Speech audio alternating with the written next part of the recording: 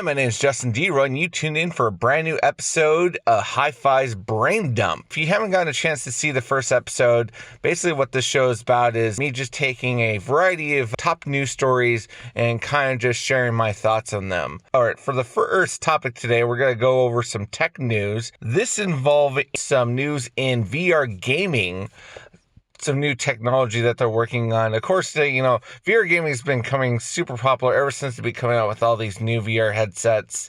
Just about like every gaming system, like a computer company, almost every tech company has tried to come out with some form of new VR like technology. And this one's kind of interesting because it's kind of cool just to watch the video that I'm going to go ahead and tack on with the video so you can actually see what this looks like. But basically, they've built this special kind of robot that with the VR game paired with it actually will fight you in real life. So like you actually get a real life experience. Like you can actually feel the blows from like whoever you're fighting in the game you're playing. One example to show you, obviously it looks like some guy doing sword fighting.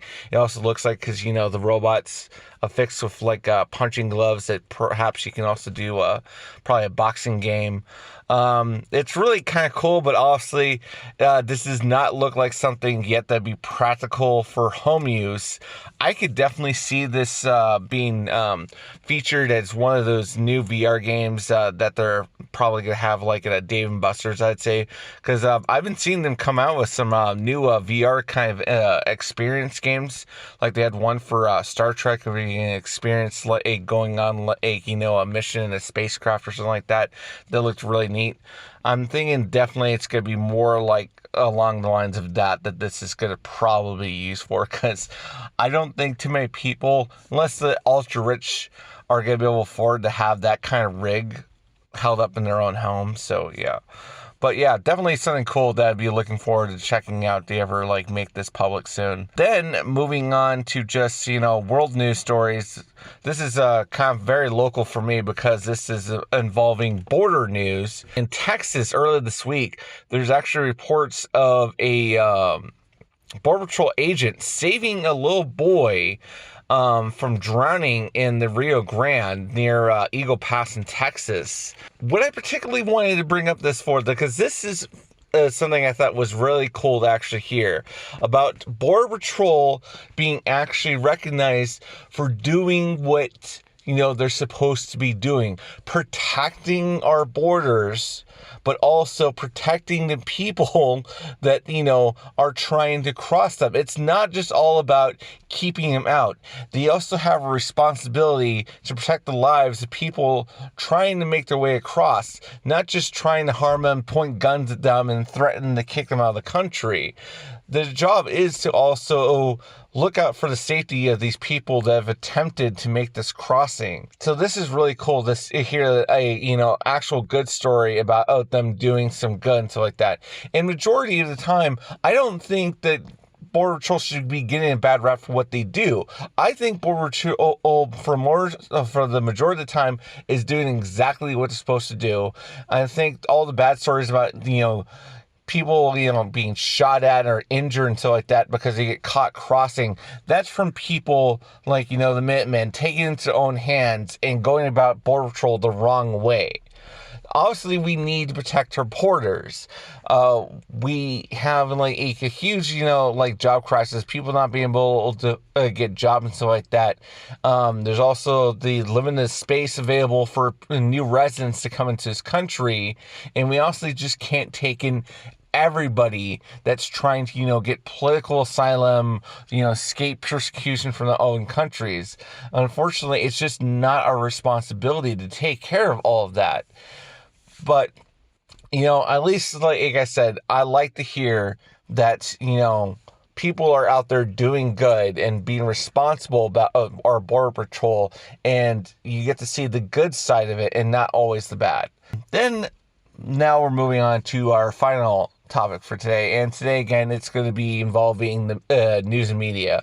again, it kind of came up in the news, and that's why I'm going to bring it up again, even though this is a story that's now months old. But the story of James Gunn being fired from Disney due to some tweets that he had made.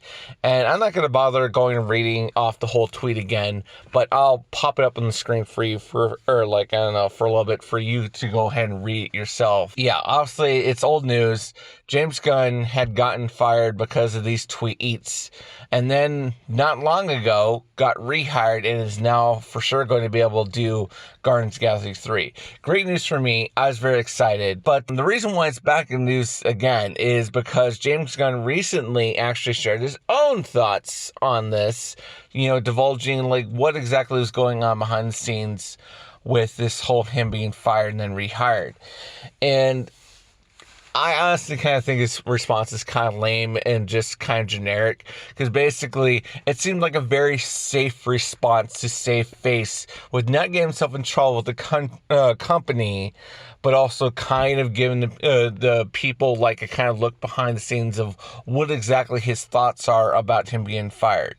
And basically what he tells people is that he kind of compared it to going through his own divorce with, trying to keep things civil with the company and stuff like that, staying friends, not trying to make this an ugly kind of legal battle and stuff like that. I honestly don't think it was nearly as cut and dry as that or as friendly as that. I'm sure there were some very harsh feelings about being fired, especially for something stupid.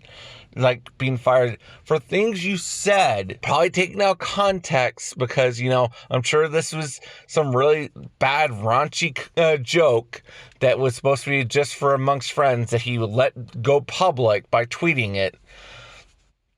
And these was tweets from years and years ago. I'm pretty sure they were before he even made the first Guardians of the Galaxy that those tweets were out. And the fact that people like him and then Kevin Hart had to deal with this are being chastised for comments that they made years ago that they've apologized for, that they don't need to be persecuted for, that obviously they're not that kind of person that really believes these things that they said. And they're just poor jokes that they made that they should have thought better to post online. But yeah, it's just ridiculous for people to, get in trouble for things like that, because now this is going to ruin social media, because now everyone's going to just oh, I don't even want to touch it anymore, because for all I know, something I said when I was 13 years old, it's going to come up and it's going to ruin my career, and it's just ridiculous. But yeah, I'm not really, I don't really care much for his comment. Like I said, I think it was very safe.